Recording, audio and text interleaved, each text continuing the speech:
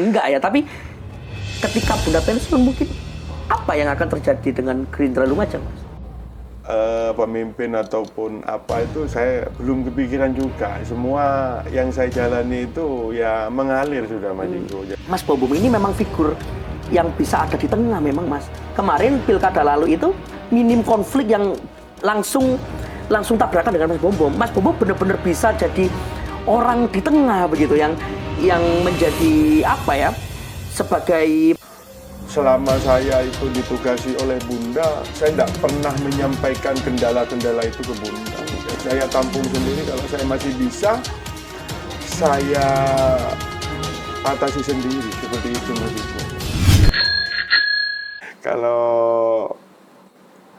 ngomongin apa ya, saya itu bekerja untuk apa? Memenangkan Bunda untuk mendapatkan sesuatu, saya tidak ada pikiran sama sekali itu Mas Iko. tapi memang orang-orang yang dekat sama Bunda itu rata-rata itu memang mati-matian nih Mas ya untuk berjuang demi beliau itu. Bahkan tidak sedikit kita itu mengeluarkan sesuatu yang itu nggak minta ke beliau ya, kita berikan sendiri untuk bagaimana mendukung beliau begitu. Iya. Ya sih itu sesuatu yang kami pun juga nggak tahu itu kenapa kami kok bisa disatukan oleh figur tokoh yang namanya Bunda Indah begitu. Iya. Begini Mas Bombom, nah ini agak berat nih pertanyaan Pak Bombom. Tadi Mas Bombom bilang kalau Partai Gerindra ini satu komando begitu kan? Ya kita tahu bagaimana berita-berita nasional itu bilang kalau Gerindra bisa sebesar ini karena masih adanya Pak Prabowo yang memimpin. Nah, pernah terbayang nggak Mas suatu saat Bunda ini pensiun begitu? Iya. Nah, apa yang ada di gambaran Mas Bombom mengenai Partai Gerindra Lumajang ini?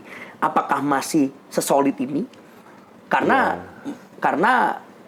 ya saya meyakini kalau salah satu kesolidan Gerindra Lumajang ini ya karena figur Bunda. Misal nih Bunda pensiun nih. Misal ya meskipun mungkin enggak ya, tapi ketika Bunda pensiun mungkin apa yang akan terjadi dengan Gerindra Lumajang, Mas? Ya, kalau apa yang terjadi ya saya tidak bisa memprediksi juga Mas Diko. Tapi akan sangat sulit menurut saya pribadi untuk mencari pengganti sosok yang mungkin sama dengan Bunda. Sama saja. Bahkan sama itu sangat sulit. Sangat sulit.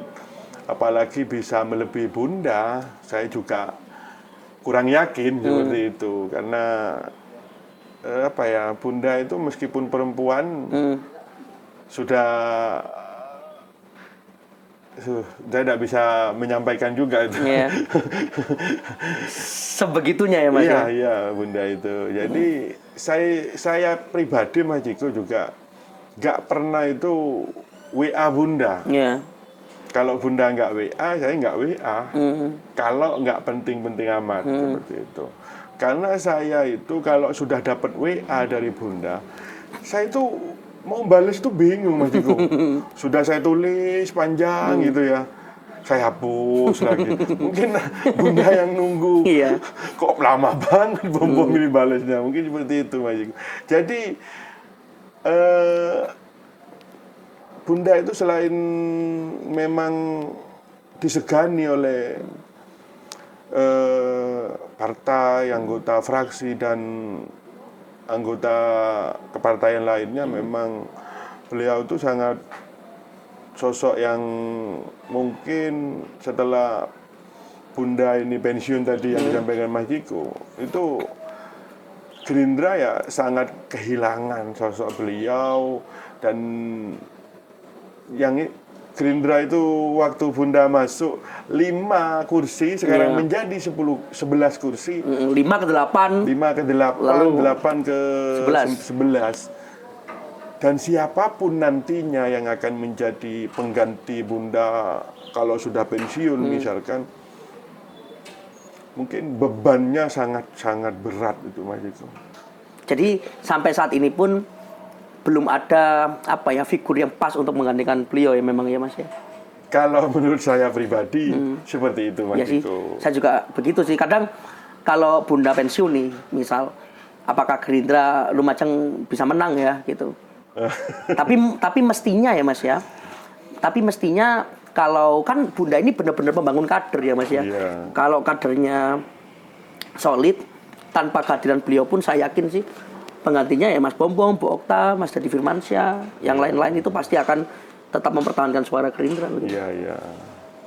Nah, ada lagi nih Mas, orang yang cerita ke saya kalau kan memilih pemimpin itu banyak dimensi ya Mas ya. Iya. Dari dimensi dimensi kolega begitu. Lalu bagaimana dukungan warga itu besar begitu. Dari seluruh dimensi itu, Mas Bombom ini adalah figur pemimpin ideal masa depan, misal nih. Dengar-dengar sih begitu.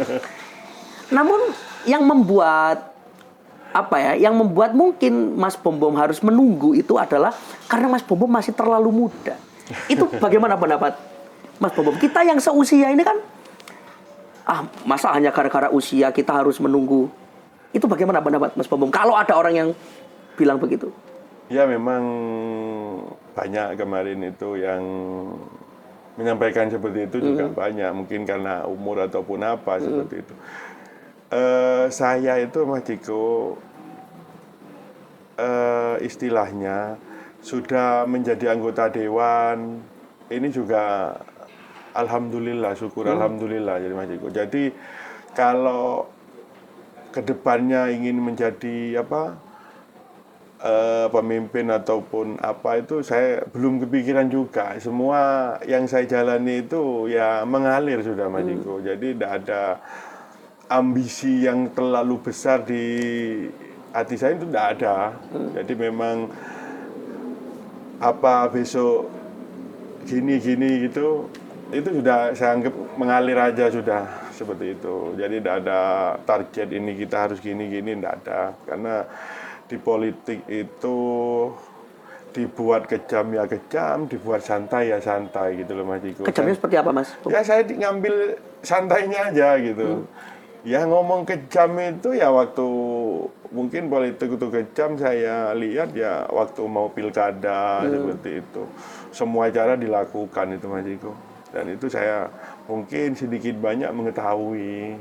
Tapi saya lihat Mas Bombom ini memang figur yang bisa ada di tengah memang Mas. Kemarin pilkada lalu itu minim konflik yang langsung tabrakan dengan Mas Bombom. Mas Bombom benar-benar bisa jadi orang di tengah begitu yang menjadi sebagai figur yang juga disenangi lawan begitu. Lalu dengan kawan-kawannya Mas Bombom ini juga berharap besar ke Mas Bombom. Apa yang membuat seorang Bombom ini bisa menjadi figur yang benar-benar bisa diterima oleh semua orang menurut Mas Bombom? Ya mungkin saya itu di pilkada kemarin ya meskipun ini pendukung si A ya saya rangkul, pendukung si B ya saya rangkul. Jadi saya tidak ada mungkin karena ini pendukungnya ini terus saya menjauh ataupun apa itu tidak ada. Jadi ya ayo misalkan beda pilihan sing penting ayo rukun. Bahasanya seperti itu aja Mas Ciko. Jadi ya diambil santai aja itu Mas Ciko. Ya mungkin itu yang pendukung 01 masih bisa mungkin menerima sebagian, yang masih bisa menerima saya, yang sebagian api-api nerima itu pasti ada. Nggak tahu juga ya. Jawaban simpel ala wilayah utara ya, simpel banget. Iya itu. Ayo ya, rukun. Kalau tantangan di bawah ya banyak sekali Mas Ciko. Kendala-kendala di bawah itu banyak sekali. Cuma selama saya itu ditugasi oleh Bunda, saya tidak pernah menyampaikan kendala-kendala itu ke Bunda. Ya, saya tampung sendiri, kalau saya masih bisa, saya atasi sendiri, seperti itu Mas Ciko. Kalau kendala di pilkada kemarin Mas Ciko, kalau diceritain sampean sendiri nggak akan habis, meskipun 5 jam nggak habis. Terlalu bahaya untuk disampaikan terlalu bahaya juga. kalau direkam ya. Oke.